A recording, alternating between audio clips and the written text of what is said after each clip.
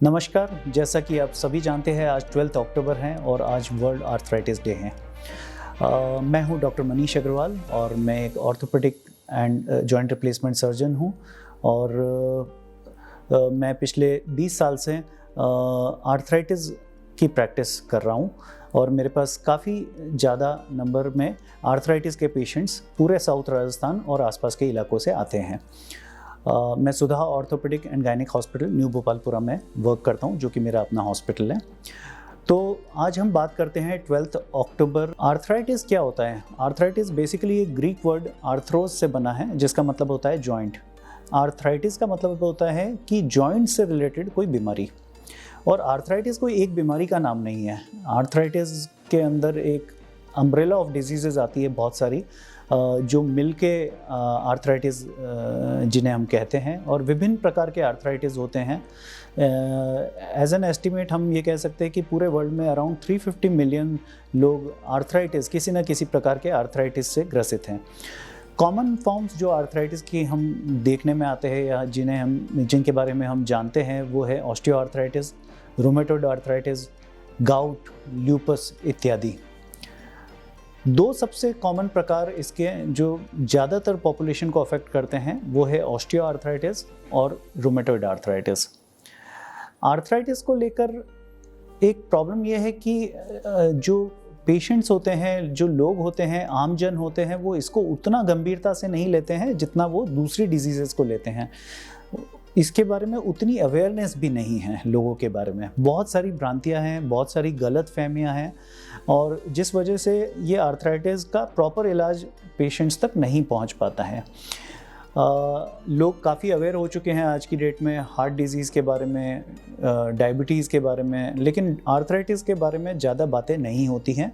तो इसलिए इस डे का काफ़ी इम्पोर्टेंस बढ़ जाता है। और let us talk about arthritis. तो कॉमन फॉर्म्स की बात करते हैं तो एक होता है ऑस्टियोआर्थराइटिस, जो कि कॉमनली हमारे देश में घुटनों में होता है। अन्य जॉइंट्स जहां ये ऑस्टियोआर्थराइटिस हो सकता है वो पैरों के जॉइंट्स, हाथों के जॉइंट्स, हिप जॉइंट्स इत्यादि होते हैं। और ये एक प्रकार का डीजेनरेटिव आर्थराइटिस है, यानी एज रिलेटेड आर्थराइटिस होता है, जिसमें जो हमारी जॉइंट्स की सरफेस पे कार्टिलेज होता है उसमें घिसावट शुरू हो जाती है और हमारे जॉइंट्स में लुब्रिकेशन धीरे धीरे कम होने लगता है। और ये एक प्रकार का नॉन इन्फ्लेमेटरी आर्थराइटिस है। तो इस प्रॉब्लम में यूजुअली पेशेंट को घुटनों में परेशानी शुरू होती है, बैठने उठने में, सीढ़ी चढ़ने में। इनिशियली स्टार्टिंग में ये सारी प्रॉब्लम्स आने लगती हैं। घुटनों में थोड़ी आवाज़, क्रेपिटस जैसे हमें कहते हैं, वो फील होना शुरू हो सकता है। ये इसके शुरुआती लक्षण हैं। और जैसे जैसे डिजीज़ आगे बढ़ती है घुटनों में टेढ़ापन भी आ सकता है, घुटनों का अलाइनमेंट बिगड़ सकता है, और इसे हम कहते हैं ऑस्टियोआर्थराइटिस। और आप यकीन मानिए मेरी आउटडोर प्रैक्टिस में हर तीसरा पेशेंट घुटनों के आर्थराइटिस का होता है। So it is very very common in our country, specially Asian population, जहाँ पे लाइफस्टाइल बहुत अलग है। क्यों अलग है? क्योंकि ज़्यादातर वर्क हम लोग नीचे बैठ के करते हैं, पालकती लगा के। इंडियन टॉयलेट्स भी नीचे बैठने वाली होती हैं। पूजा पाठ, नमाज, वो सब हम घुटना मोड़ के नीचे बैठ के करते हैं।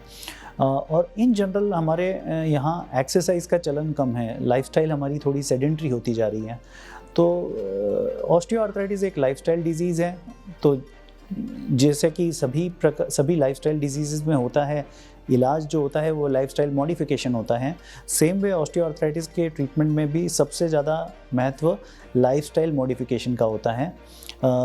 जैसे कि रेगुलर एक्सरसाइज करना, रेगुलर वॉकिंग, साइकिलिंग, रनिंग, पैरों की मांसपेशियों की कसरत। थोड़ा सा लाइफस्टाइल ये चेंज करना होता है कि यदि आप नीचे बैठ के सब कुछ करते हैं, जैसे कि हमारे घरों में होता है कि लोग नीचे बैठ के खाना खाते हैं, पूजा पाठ नीचे बैठ के करते हैं, तो वो लाइफस्टाइल चेंज करनी होती है।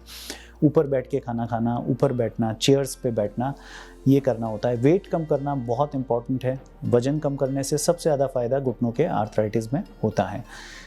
और जैसा कि मैं आगे बात करूंगा, जितने भी आर्थराइटिस हैं, भले वो ऑस्टियोआर्थराइटिस हो या अन्य प्रकार के आर्थराइटिस, इन सब में सबसे इम्पॉर्टेंट पॉइंट होता है अर्ली इंटरवेंशन। जल्दी हम इसकी डायग्नोसिस कर लें, जल्दी हम इसके लक्षणों को पहचान लें, जल्दी इसका इलाज शुरू कर लें, जल्दी लाइफस्टाइल मॉडिफिकेशन शुरू कर दें, तो हम आगे इसकी प्रोग्रेस से बच सकते हैं, इसको बढ़ने से रोक सकते हैं। एक और फॉर्म जो बहुत प्रेवलेंट होता है आर्थराइटिस का, वो होता है रूमेटॉइड आर्थराइटिस, जो कि मल्टीपल जॉइंट्स को अफेक्ट करता है, उंगलियों में, कलाइयों में, कोनी में, अधिकतर बहुत सारे जॉइंट्स में स्वेलिंग आना, मॉर्निंग स्टिफनेस, सुबह सुबह उठने के बाद अकड़न रहना, 2 से ढाई घंटे की अकड़न, उंगलियों में सूजन आना, ये सब कॉमन लक्षण है इस रूमेटॉइड आर्थराइटिस के। और ये एक ऑटो इम्यून डिजीज़ होती हैं और इसको सामान्य भाषा में हम गठिया, गठियावादी, गठियावाही, संधिवा, अलग अलग नामों से अलग अलग जगहों पे जानते हैं।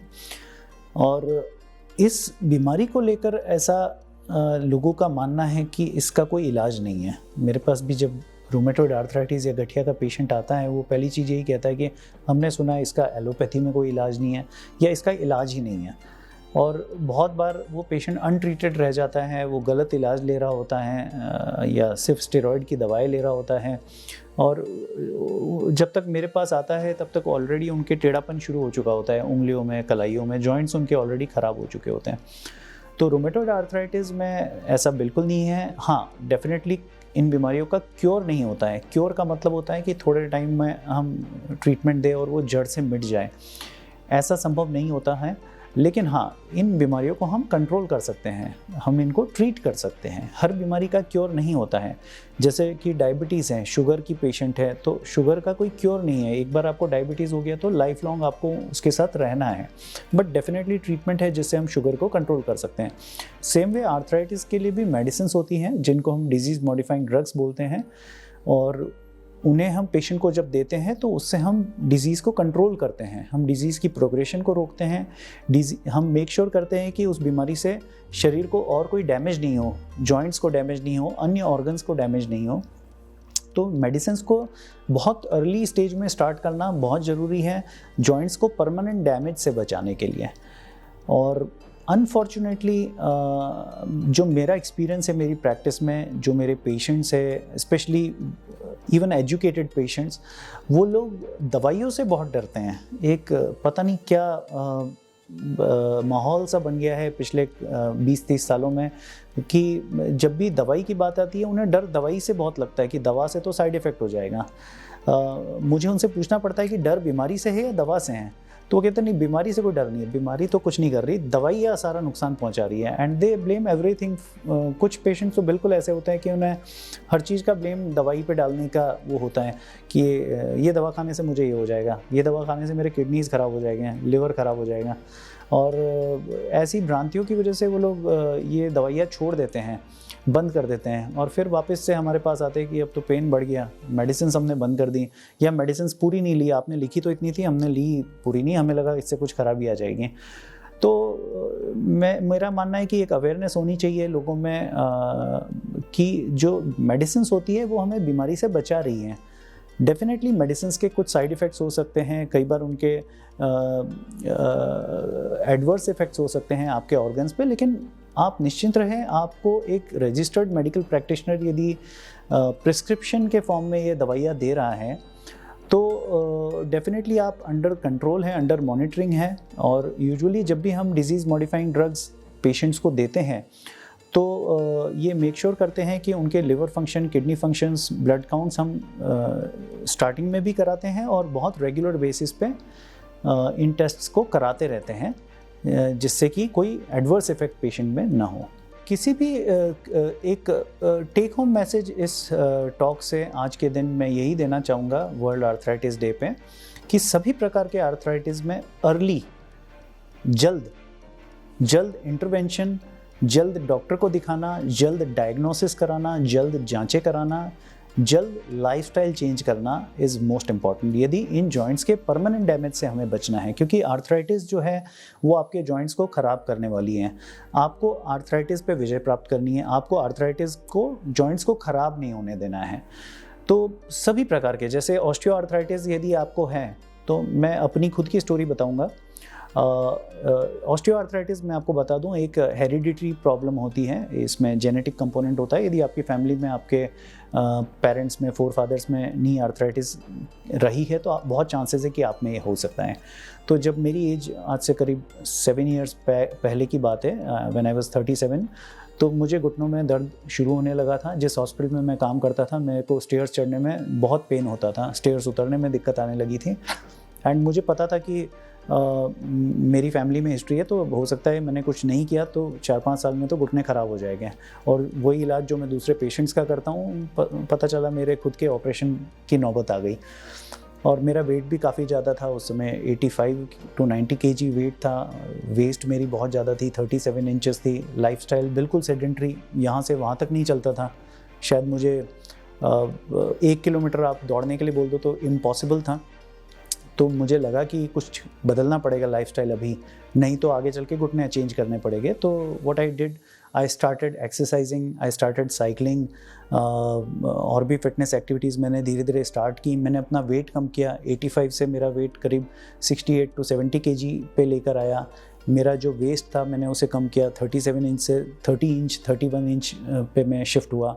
और काफ़ी एक्टिव लाइफस्टाइल में कन्वर्ट हो गया। डेली मैं एक्सरसाइज करता हूँ, साइकिलिंग करता हूँ। तो मेरे घुटनों में जो आवाज़ आना शुरू हुई थी उस समय 37 की एज में, आज अराउंड 43-44 की एज हो गई है, अभी वो आवाज़ आने बंद हो गई है। मैंने MRIs वगैरह पे मेरी प्रोग्रेस देखी है घुटने की, तो वो जो कार्टिलेज डैमेज उस समय शुरू हुआ था वो बिल्कुल रिवर्ट बैक हो गया है, नॉर्मल हो गया है। तो मैंने अर्ली इंटरवेंशन अपनाया, मैंने अर्ली स्टेज में समझ लिया इस तकलीफ़ को और अपनी लाइफस्टाइल को चेंज किया और इसको इलाज किया, इसको ठीक किया। तो मेरा एडवाइस रहेगा सभी से कि शुरुआत में ही इन लक्षणों को पहचानें और शुरुआत में ही एक्शन लें, because action is in your hands.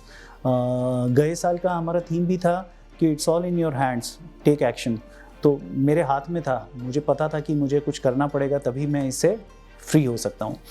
तो ये टेक होम मैसेज है कि अर्ली इंटरवेंशन, सब कुछ जल्दी पहचानो और जल्दी ठीक करो। Let us all make sure कि हम आर्थराइटिस पे विजय प्राप्त करें। जय हिंद, जय भारत।